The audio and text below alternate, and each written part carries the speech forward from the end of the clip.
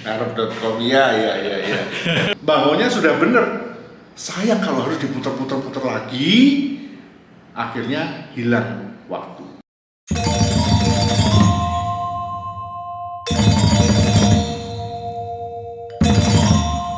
Dari wali kota, dari gubernur, dari 2 kali presiden minta maaf kepada Pak Prabowo. Pak Prabowo langsung berdiri.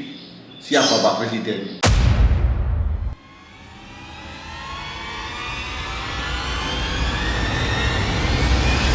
Selamat pagi, Pak. Selamat pagi. Nah, kemarin itu ada suatu peristiwa politik ya, Pak ya, Ya.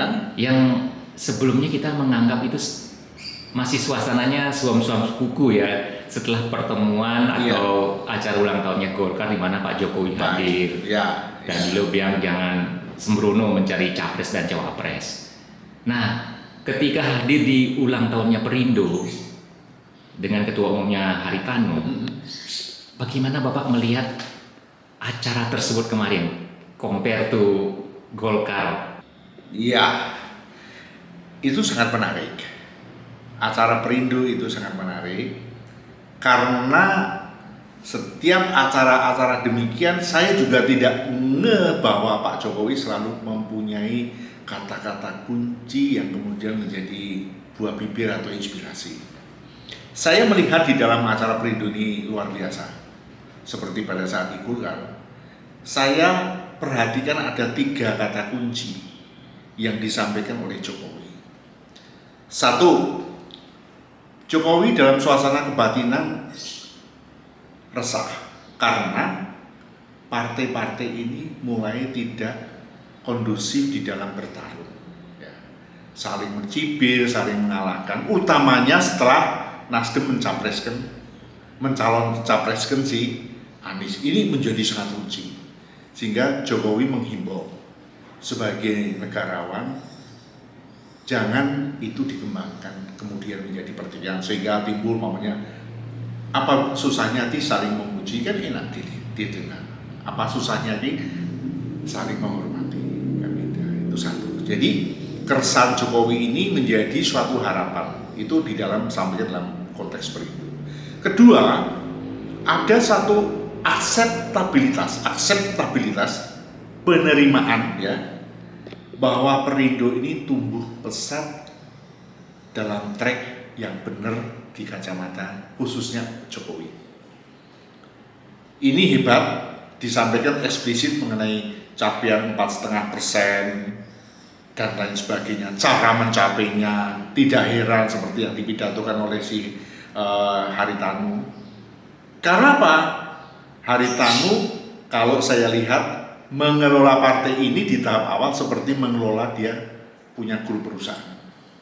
Dia mencari CEO yang cakep, dia mencari orang-orang kunci yang cakep dan potensial, dan dia konkret detail di lapangan. Bagaimana menyediakan gerobak, bagaimana menyediakan perahu nelayan, semua konkret. Nah ini rupanya agak susah diikuti oleh partai-partai yang lain. Orang kita melihat kenyataan, sehingga pada saat diadakan polling, suara dia langsung melejit. Ditimpa oleh Pak Jokowi, ditambah harus memilih presiden dan calon presiden yang benar. Diulangi lagi, dari Golkar dulu diulangi lagi. Artinya Pak Jokowi sangat-sangat concern siapa yang layak untuk meneruskan pembangunan yang sedang berjalan. Ketiga, yang menarik juga adalah akseptabilitas Jokowi terhadap Pak Prabowo. Dia di situ disebut secara eksplisit, diguyoni, ini mewakili Menhan atau ketua partai. Berdiri tegak, hormat dua-duanya Pak. Oke. Itu sesuatu yang menurut saya, sesuatu gestur Prabowo yang menghormati itu sangat dipuji. Kedua, saat Jokowi menceritakan kisah suksesnya sebagai wali kota, dari gubernur, dari 2 kali presiden minta maaf kepada Pak Prabowo, Pak Prabowo langsung berdiri. Siapa Pak Presiden? Nah, the next ini Pak Prabowo. Artinya ini akseptabilitas, bukan dukungan ya, tapi akseptabilitas. Istilahnya kalau mungkin harafiahnya, kalau memang menang jadi presiden itu juga layak. Ini artinya sangat besar.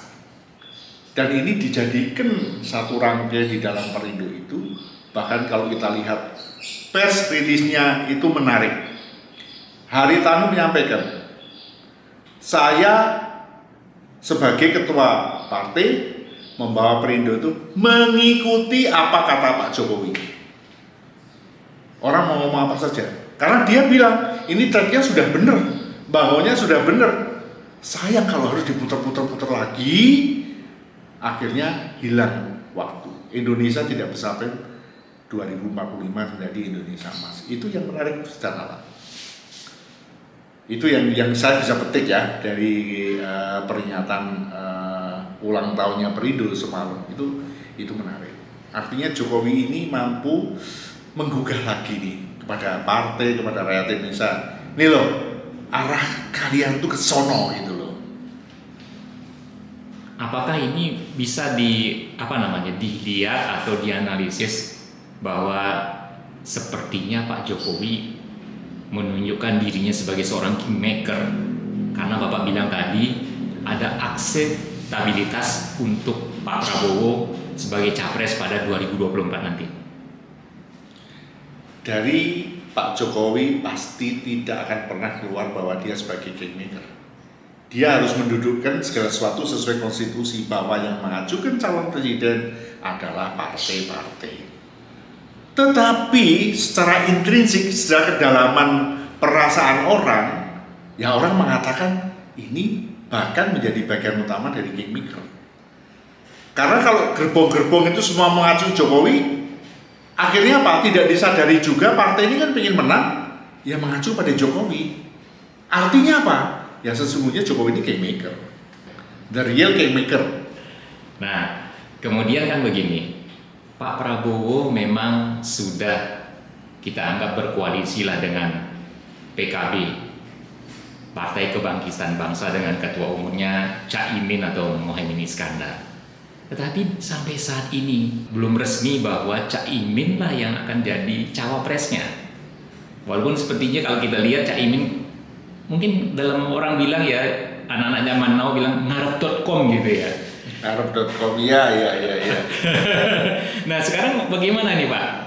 Apakah dengan acara di Perindo kemarin, dengan memberi akseptabilitas itu, apakah Pak Prabowo akan berpikir lain ini untuk cawapresnya? Siapa kira-kira menurut Bapak nih?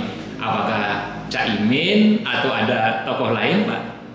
Begini, koalisi atau namanya gabung partai itu pasti untuk mencari menang ya, sehingga pemilihan capres atau cawapres itu kan tidak bisa menurutku begini, tapi kan menurut ini menang atau tidak, dan ini membutuhkan suatu analisis yang panjang. Pertanyaannya, apakah Pak Prabowo kalau di cawapresnya Mohaimin itu lebih unggul daripada Pak Prabowo dicawapreskan dengan orang lain? Siapa Pak kira-kira Pak, kalau misalnya contoh gitu? Banyak yang bisa dicontohkan. Umpamanya Pak Prabowo didampingi Erick Thohir, umpamanya ya. Erick Thohir seorang yang mumpuni. Yang dipertanyakan adalah apakah grassroots, terutama hijau, terutama NU itu bisa mendukung tidak. Kalau itu mendukung, ini juga pasangan yang hebat. Terus kemudian ada yang namanya Khofifah. Itu juga orang yang gerbongnya panjang. Ini juga bisa, dan dia juga seorang birokrat yang pengalaman. Ini juga bisa. Dan tidak, atau aku sampai hari ini belum lihat ada relaktansi NU kepada Khofifah.